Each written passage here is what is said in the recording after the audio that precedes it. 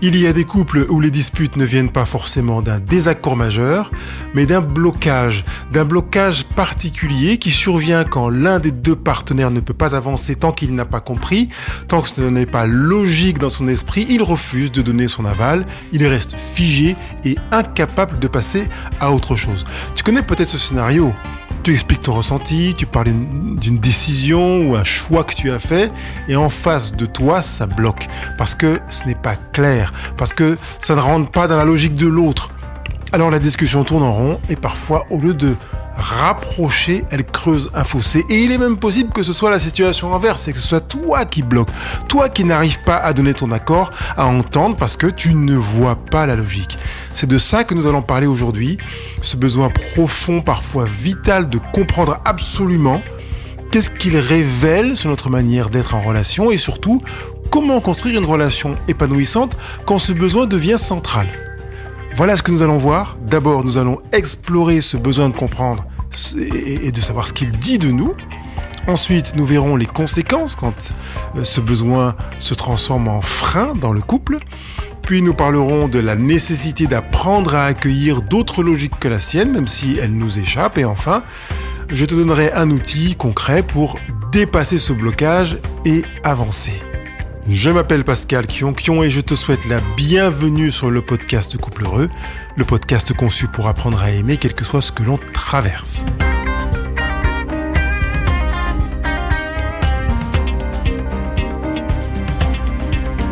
Si tu fais partie de celles et ceux qui ont besoin de comprendre pour avancer, tu sais à quel point ça peut être puissant et parfois pesant. Quand tu cherches à comprendre, c'est pas simplement pour manifester de la curiosité. En réalité, c'est un besoin qui révèle des choses beaucoup plus profondes sur ton fonctionnement. D'abord, comprendre, c'est une manière de te sécuriser. Dans l'étymologie de comprendre, il y a prendre avec. Tu veux prendre la chose pour en faire le tour, pour la saisir, pour la contrôler.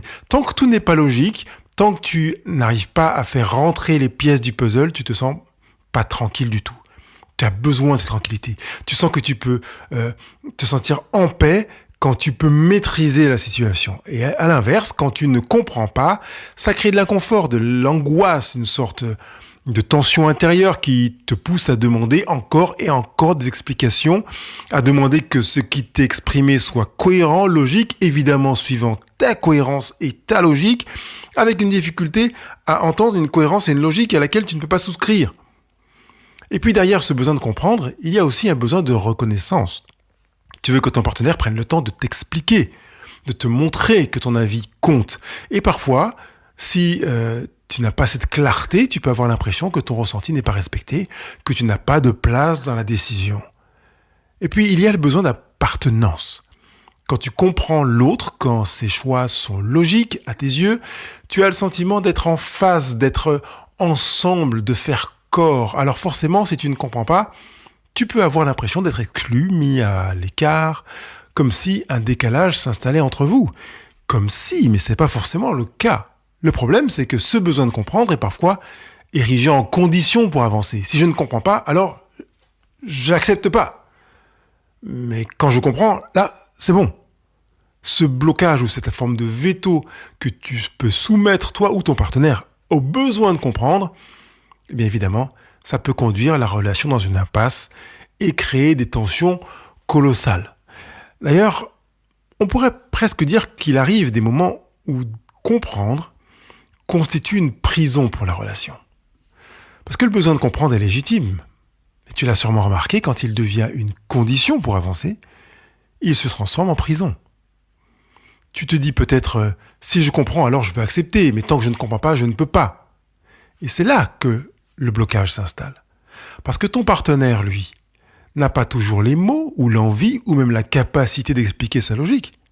Parfois, il agit selon une intuition, une émotion, une expérience qui n'a pas besoin de passer par la raison. Et j'entends bien que c'est à ce moment-là, quand tu te rends compte que c'est un choix d'intuition, d'émotion, que tu paniques et que tu bloques, et que là, le veto paraît encore plus légitime, parce que pour toi, tu as l'expérience, parfois même unique, mais il arrive qu'elle soit répétée, Que des choix aient été faits sous l'impulsion de l'intuition, de l'émotion, de la passion, et qu'ils aient abouti à des choses qui ont été pour toi décevantes, blessantes, humiliantes.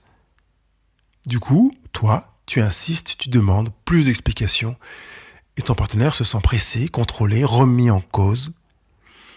Ça peut créer un rapport de force, où finalement, la discussion n'est plus sur le fond, mais sur qui va lâcher en premier. Et peut-être que, alors que j'évoque ça, tu peux te dire, oui, effectivement, je me souviens de moments où ça ressemble davantage à un bras de fer qu'à une équipe. Vous êtes conjoints, vous n'êtes pas à être considérés comme des adversaires, mais comme faisant partie de la même équipe. Or, quand tu ne peux pas faire confiance à ton partenaire, à ton coéquipier, le laisser faire un choix pour qu'il joue autrement que tu aurais aimé qu'il joue sur le terrain, il y a un problème. Et puis si tu aimes comprendre, tu peux percevoir qu'il y a une incohérence en perspective parce que il t'est arrivé maintes fois d'accepter des choses sans vraiment les comprendre. Et à l'intérieur de toi, parfois, il peut y avoir eu l'impression que ça sonnait faux, que ça crée une incohérence. Tu as l'impression de trahir parfois ta propre logique. Et plus ça arrive, plus ça t'épuise. Mais tu entends bien que beaucoup de situations ont été acceptées par toi sans qu'elles soient particulièrement logiques. Le risque, c'est que ce cercle vicieux de la dictature de la compréhension et de la logique à soumettre à ta logique enferme ta relation. Toi, tu restes bloqué parce que tu veux comprendre. L'autre, il se ferme parce qu'il en a marre de devoir justifier et de devoir faire des pirouettes pour réussir à faire en sorte que tu le comprennes. Résultat, au lieu d'avancer ensemble, vous tournez en rond. Et plus vous tournez en rond, plus le phénomène centrifuge fait que l'un et l'autre vous vous éloignez l'un de l'autre. La relation devient un champ de bataille, où la complicité de petits coups bas, de décisions qui sont faites dans le dos de l'autre, en espérant qu'il ne les découvre pas, parce qu'on n'a pas pu le lui expliquer, vu que on craignait que sa compréhension, sa difficulté à comprendre, ou parfois notre propre difficulté à expliquer, à être compris, face obstacle. On a peut-être besoin, et je dis peut-être que je pourrais effacer d'ailleurs, d'apprendre à accueillir d'autres logiques qu'à la sienne, quand on est dans cette posture du besoin de comprendre, qui peut bloquer la relation. La clé, ce n'est pas de supprimer ton besoin de comprendre. Ce besoin fait partie de toi et il est précieux. Mais ce qui va faire grandir ta relation, c'est d'apprendre à reconnaître qu'il existe d'autres logiques que la tienne et qu'elles peuvent être valables, même si elles t'échappent. Ce n'est pas forcément ta logique contre la logique de ton partenaire. Ça peut être ta logique à côté de la logique de ton partenaire et que les deux soient logiques et que l'un ne comprenne pas la logique de l'autre. Concrètement, ça veut dire accepter que ton partenaire puisse fonctionner différemment. Peut-être que sa logique est émotionnelle, intuitive ou liée à son histoire personnelle. Elle n'est pas forcément rationnelle à tes yeux, mais elle a du sens pour lui parce que ton partenaire ne fait rien qui n'ait pas de sens pour lui, même si ça a un sens émotionnel, intuitif. Ça demande de faire un pas de côté, de te dire, ok, dans ma grille de lecture, ça ne colle pas. Mais ça ne veut pas dire que c'est absurde. C'est comme si tu acceptais qu'il y ait plusieurs langages possibles et que parfois, tu n'as pas besoin de tout traduire pour avancer. Si tu as quelqu'un à côté de toi qui commence à parler à son voisin de table dans un restaurant dans une langue que tu ne comprends pas, ce n'est pas parce que tu ne comprends pas la langue de tes voisins de table que ce qu'ils se disent est incompréhensible, ça n'a pas de sens. Tu es donc en mesure d'accepter qu'il y a de nombreuses choses qui se passent autour de toi qui sont pleines de sens que tu ne peux pas comprendre. Qu'il y a beaucoup de choses qui se passent dans la relation, dans ton partenaire et dans la relation de ton partenaire avec toi, qui sont dans une cohérence complète et que tu ne peux pas comprendre. En réalité, il y a deux postures possibles. La posture de contrôle, je comprends donc, je maîtrise et donc je peux avancer. Et la posture de confiance, je ne comprends pas tout, mais je décide d'accueillir que ton choix ait une logique pour toi et je peux avancer avec toi malgré tout. Et c'est là qu'intervient une démarche un peu différente, la démarche de la foi. Par la foi, je ne suis pas en train de parler d'une foi religieuse, mais d'une foi relationnelle. Celle qui dit, je ne comprends pas, mais je choisis de faire confiance. Je choisis de croire que, même sans clarté totale, Il y a un chemin possible, ensemble. Et j'ai confiance en toi, pas forcément en ta logique que je ne comprends pas, mais comme j'ai confiance en toi, eh bien, je deviens le soutien du possible de ce qui te paraît cohérent, juste, pertinent, adapté. Et en quittant l'obsession de comprendre, tu ne perds pas ton intelligence. Tu gagnes en espace de souplesse, de respiration, qui permet à ton couple de ne pas rester bloqué sur ce qui vous oppose dans une logique d'opposition. Mais de faire que vous pouvez vous rassembler, vous retrouver l'un l'autre dans une logique de connexion. Et qui peut avoir une dimension spirituelle, qui peut avoir une dimension relationnelle, existentielle, au niveau que vous voulez. Et comme j'ai dit au début de ce podcast que j'allais te donner des outils pratiques, je te propose un outil que j'appellerais le pas de côté pour sortir de ce blocage. Parce que pour en sortir, tu as besoin d'accepter de ne pas comprendre. Et je te propose cet exercice simple que tu peux tester dès aujourd'hui. Je l'appelle donc le pas de côté, comme je viens de te le dire.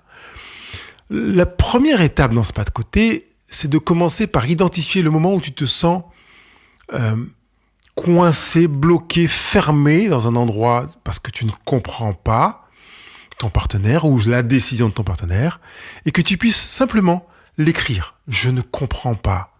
Il m'a dit que ceci et que cela et vraiment je ne comprends pas. Note-le mentalement ou sur un papier si tu veux.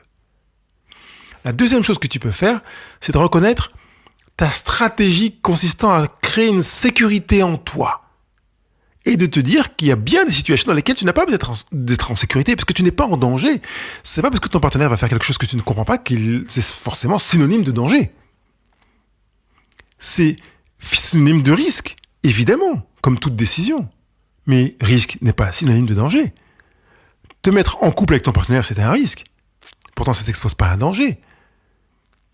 La capacité à intégrer le risque en le dissociant du danger peut t'aider à te dire que tu peux te défaire de la stratégie de sécurisation. Je n'ai pas besoin d'être sécurisé pour quelque chose qui ne me met pas en danger.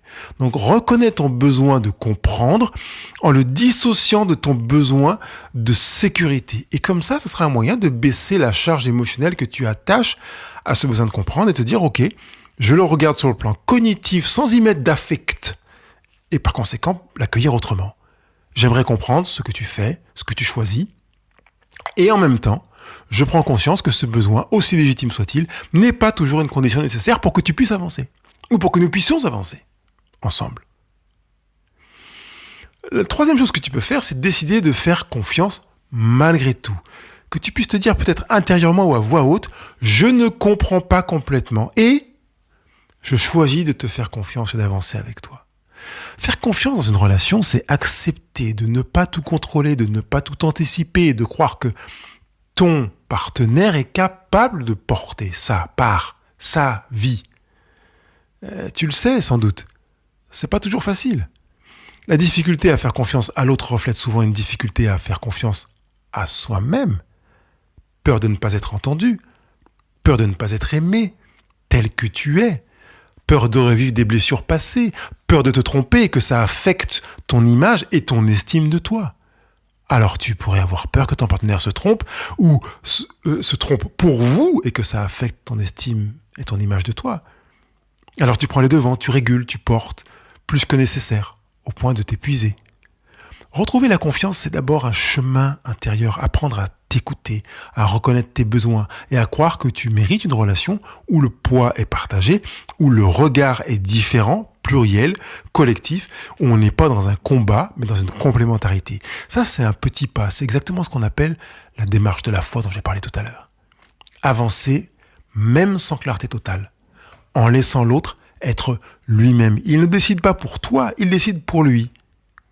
Ou il a un avis pour lui, isolément de la relation. Dans cet exercice pratique, je voudrais que tu puisses observer la différence. Une fois que tu as fait ce pas de côté, de prendre un instant pour observer ce que ça change. Que ça change dans ton ressenti, dans la réaction de ton partenaire, la fluidité de votre interaction commune. Et tu verras que la tension diminue souvent simplement parce que tu arrêtes de bloquer. Tu arrêtes de chercher à tout comprendre et à maîtriser. Et que ton partenaire va commencer à respirer. Tu peux participer à lui, accorder ces temps de respiration, Avec notamment cette phrase que j'ai abordée tout à l'heure, hein, je ne comprends pas complètement et je choisis de te faire confiance. C'est à toi que je fais confiance en tant que personne, pas forcément au plan, au projet, c'est à toi. Et si c'est un type de situation qui revient souvent, tu peux écrire ce que tu as besoin de comprendre pour décider consciemment que tu feras confiance, même si toutes les réponses ne viennent pas. Parce que toutes les réponses ne viendront pas. Seulement avec la répétition, ce genre d'exercice devient plus facile, plus intégré et moins contraignant pour toi. C'est un exercice qui a pour but de faire en sorte que tu puisses non pas supprimer du premier coup, bien sûr, ton besoin de comprendre, mais il va t'aider à ne pas laisser ce besoin diriger la relation, se placer entre ton partenaire et toi, pour vous permettre de vous rapprocher l'un de l'autre, de vous reconnecter l'un à l'autre. C'est un outil pour continuer à avancer ensemble, même lorsque votre logique ne s'aligne pas parfaitement, comme c'est tout à fait légitime dans de nombreux couples. Alors qu'on a exploré le pourquoi de ce besoin de comprendre, pourquoi il est si puissant en toi, pourquoi il se réveille en toi avec une force presque féroce, tu as vu qu'il existe d'autres logiques que la tienne et que les accepter, même sans tout comprendre, ouvre la porte à plus de fluidité, de complicité. Mais tu le savais déjà. Tu n'avais pas osé t'y mettre, mais tu le savais déjà. L'exercice du pas de confiance, pas de côté, est là pour te permettre de tester cette posture. Lance-toi. C'est là que je veux que tu lances ton exercice, ta perspective d'accepter de remporter des victoires dans ta relation en te disant « j'ai pas compris, mais j'accepte ». Choisis parfois de poser ton besoin de comprendre sur le côté et de faire confiance. Faire confiance, c'est aussi te reconnecter à ta source intérieure, à cet endroit en toi où tu es venu au monde, où tu as commencé à être aimé dans un cadre de confiance, avant même de savoir parler. Tu t'es construit dans cette certitude inconsciente que quelqu'un veillait sur toi, que tu pouvais lâcher prise et simplement exister. Alors, cette expérience, je dirais, originelle par rapport à ta naissance, elle est encore là, inscrite en toi. Quand tu choisis de faire confiance aujourd'hui, tu ne t'appuies pas seulement sur ton partenaire, mais sur cette mémoire intime, celle d'avoir déjà été porté et accueilli. Te reconnecter à cette source, c'est retrouver la liberté de ne pas tout contrôler, la liberté d'oser croire que l'amour peut de nouveau être un espace sûr. Et indéniablement, si tu veux contrôler, c'est parce qu'il est possible que plus tard, bien après ta naissance, tu aies vécu des difficultés dans lesquelles tu te sois dit « surtout, je vais tout contrôler pour qu'il ne m'arrive rien de mal ». Et je vais veiller à m'assurer que tout soit cohérent pour que aucune décision des personnes qui m'environnent ne me conduise vers quelque chose de mal. Pourquoi déterminer que quand on vit quelque chose qui sort de la logique, ce serait mal? C'est une croyance limitante. Et je t'invite à la pointer du doigt afin de t'en libérer. Parce que tu peux croire que tu es libre alors qu'en réalité tu te rends compte que ça l'est moins. Le surcontrôle n'est pas un moyen de s'assurer la liberté. La confiance vient compléter, vient asseoir davantage la liberté, surtout quand c'est avec ton partenaire, celui que tu aimes, celui auquel tu as choisi de te donner avec confiance et qui s'est donné à toi avec confiance. Ce lâcher-prise peut avoir des répercussions énormes dans de nombreux domaines relationnels, sexuels, intuitionnels, de connexion, même spirituels. Faire en sorte que tu choisisses d'investir davantage dans la confiance que dans le contrôle et la sécurité. C'est investir davantage dans l'amour que dans la peur.